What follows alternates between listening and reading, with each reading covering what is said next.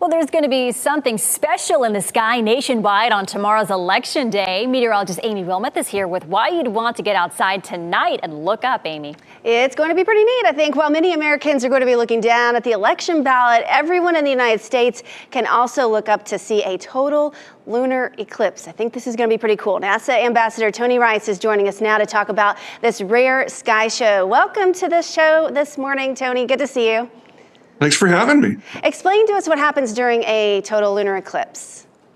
So total lunar eclipses, well, lunar eclipses can only happen during a full moon. And it happens when the moon is passing through the Earth's shadow. So that kind of reddish orangish color that you're seeing is actually, and this is kind of a nice way to think about it, all the sunrises and sunsets throughout the Earth simultaneously being cast onto the surface of the moon. The surface of the moon is very reflective. That's why we get that nice bright sunlight, especially reflecting off of there, especially during a full moon. It's about the same color and reflectivity as a movie screen. So it's kind of like our own little sunrise movie being cast onto the moon's surface. And they only happen a couple of times a year. This one's pretty rare because we're not going to see another one of these for another 3 years. All right, so people should try to get out and see it, and I think that we'll have a clear sky too, so that's some good news. Is it safe to view this with the naked eye? I know a lot of people have questions about that. You know, when we have a solar eclipse, it's very different from a lunar eclipse, right?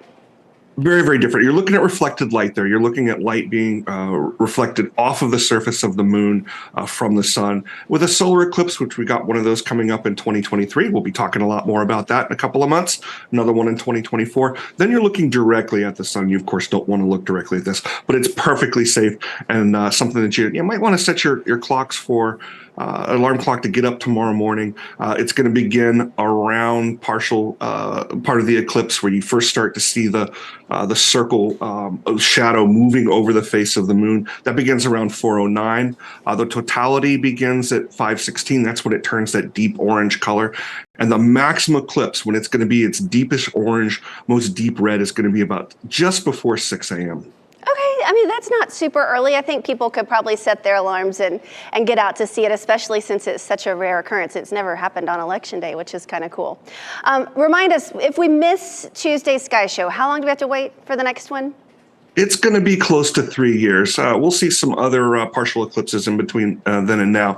But a total eclipse like this, where it gets that deep orange color, it'll be another 3 years. Okay, and we know the viewing is going to be good, so I think people should just get out tomorrow morning and take a look. Where can people get more information, Tony?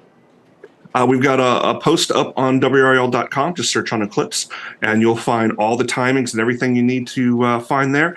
And I did a good amount of math to figure out that question. Is this the only time that we have ever had an eclipse on an election day? And the answer is no, but you've got to go back to the fourth president and back before we even all went to the polls on the same day. It was back when election day spanned more than a month. Oh, wow. Okay. Well, that's before all of us were born, so it's been quite a while. Definitely. NASA Ambassador Tony Rice, thank you so much for your time and insight. We appreciate it.